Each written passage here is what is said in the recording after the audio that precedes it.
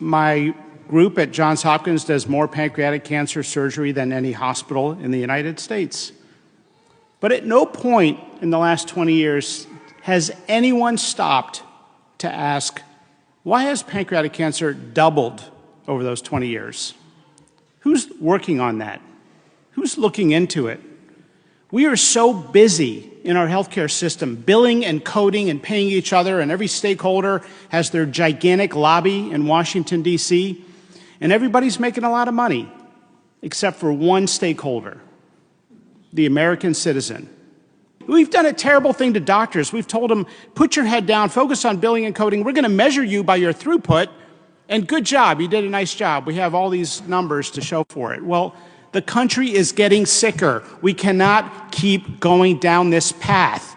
We have the most over-medicated, sickest population in the world, and no one is talking about the root causes.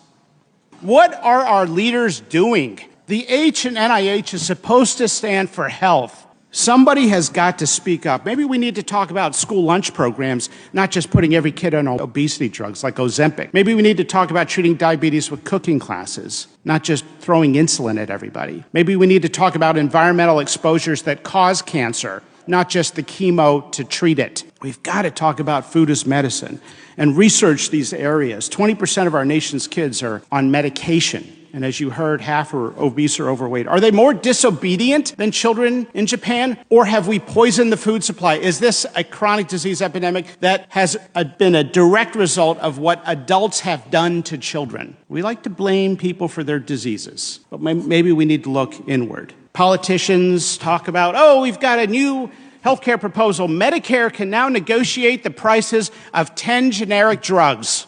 Don't be fooled.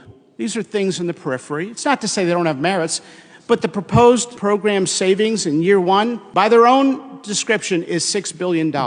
In a $4.5 trillion economy that's expanding at 8% per year in the commercial sector, that's a $200 billion expansion. We save $6 billion.